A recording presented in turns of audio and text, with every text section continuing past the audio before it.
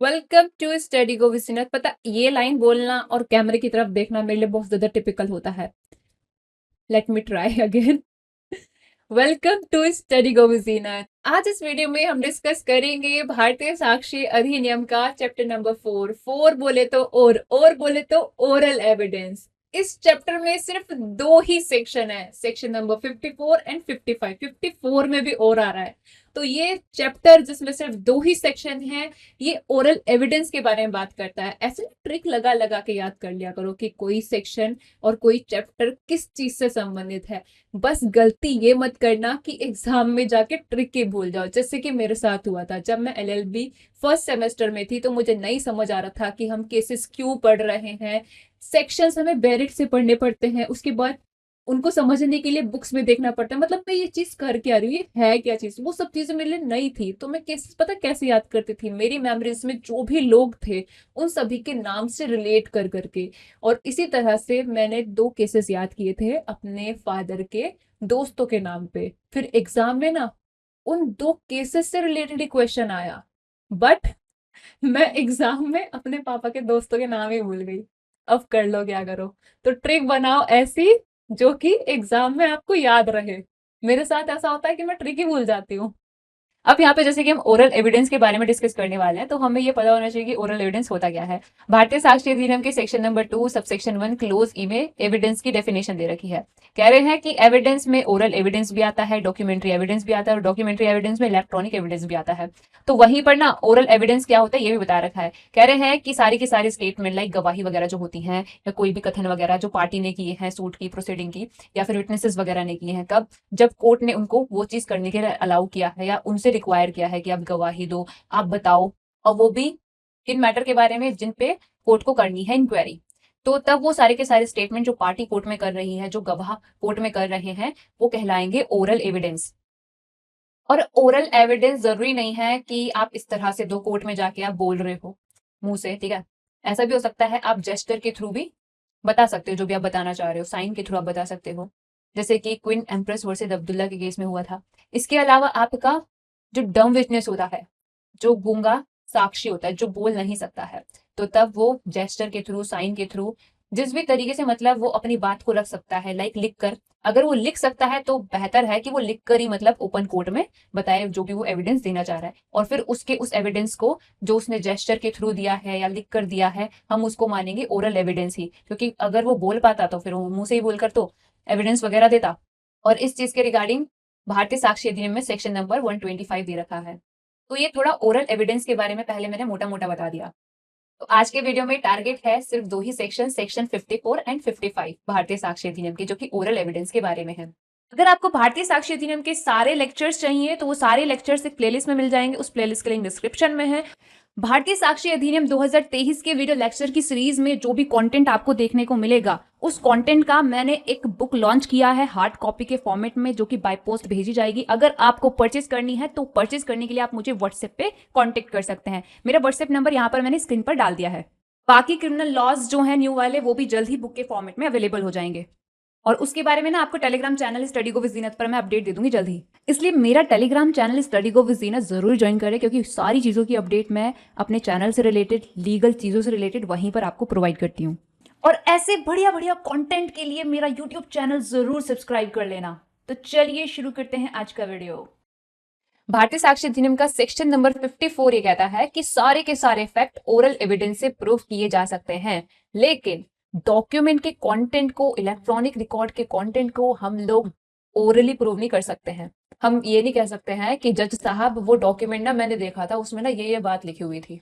तो जज साहब कहेंगे कि भाई एक बात बता, मैं कैसे मान लूं कि जो तू कह रहा है वही लिखा हुआ हो उस डॉक्यूमेंट में। तो डॉक्यूमेंट ही उठा के लाना, उसी को देखकर मैं मानूंगा कि उस डॉक्यूमेंट में जो तू कह रहा है वो लिखा है। और इस चीज के रिगार्डिंग सेक्शन 59 में बेस्ट एविडेंस रूल भी दे रखा है कि जो डॉक्यूमेंट होता है उसको ना डॉक्यूमेंट से ही प्रूव किया जाना चाहिए। यानी कि ये कहता है कि डॉक्यूमेंट के कंटेंट को प्राइमरी एविडेंस से प्रूव किया जाना चाहिए। डॉक्यूमेंट के मामले में प्राइमरी एविडेंस वो डॉक्यूमेंट खुद ही होता है। तो इसलिए डॉक्यूमेंट के कंटेंट को प्रूव करने के लिए आप डायरेक्टली लेकर जाओ डॉक्यूमेंट को ही।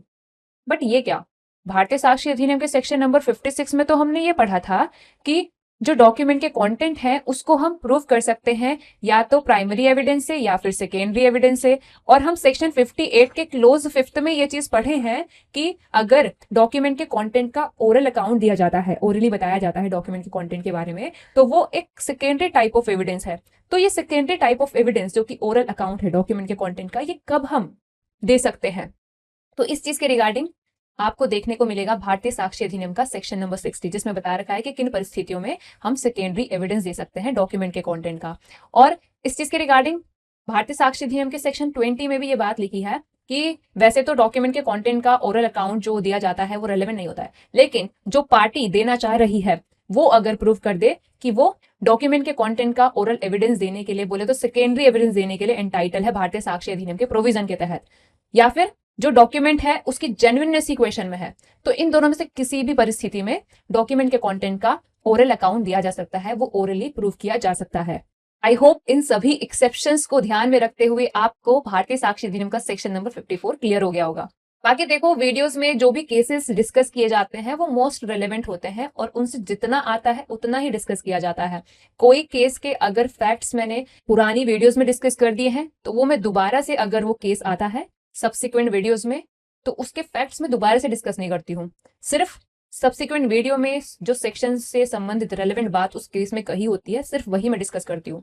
इसलिए जो मेरा कंटेंट होता है उसका मकसद यही होता है कि आपको बहुत ही ज्यादा रेलेवेंट ही पढ़ाया जाए, फालतू की चीज ना पढ़ाई जाए। ओके। सेक्शन 55 भारतीय साक्ष्य अधिनियम का जो जनरल रूल देता है वो बेस्ट एविडेंस रूल माना जाता है भारतीय साक्ष्य अधिनियम का। क्योंकि ये क्या कहता है? ये कहता है कि ओरल एविडेंस अगर आप दे रहे हो तो ये बात कान खोलकर सुन लो, ओरल एविडेंस डायरेक्ट होना चाहिए, मतलब फर्स्ट हैंड होना चाहिए, मतलब जिस व्यक्ति ने जो तथ्य देखा वही आकर कोर्ट में उसका एविडेंस देना चाहिए। ऐसा नहीं कि वो किसी और को भेज रहा है। जिसने जो चीज सुनी वही आके कोर्ट में बताए कि उसने क्या सुना।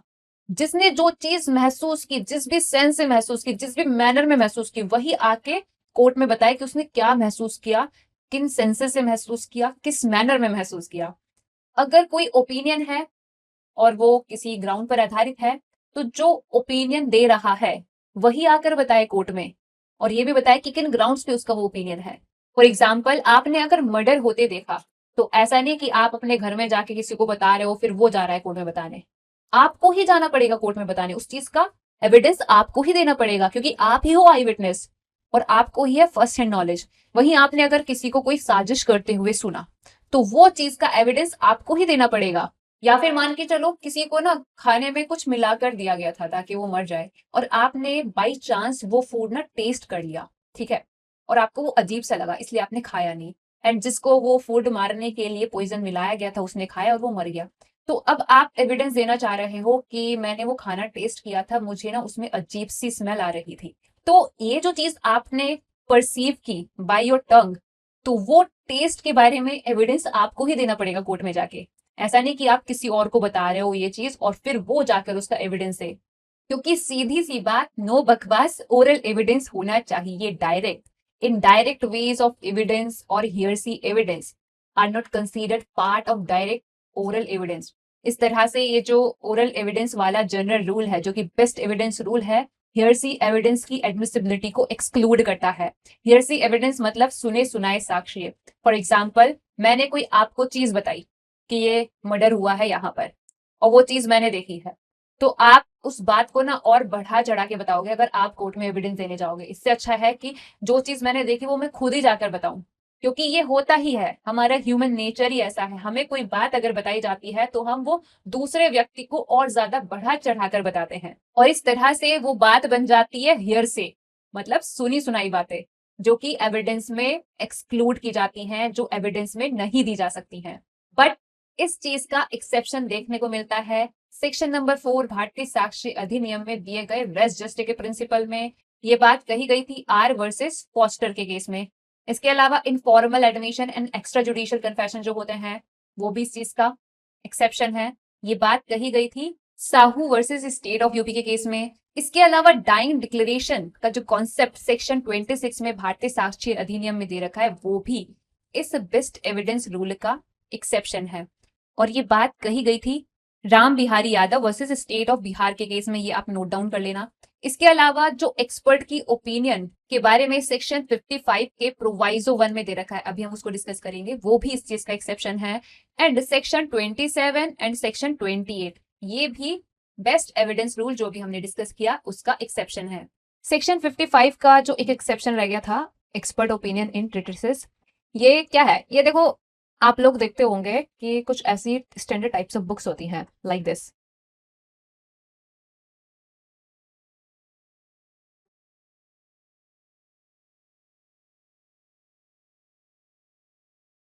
तो ये जो बुक्स होती हैं जो बेसिकली आसानी से आप खरीद सकते हो, अवेलेबल रहती हैं कॉमनली फॉर सेल।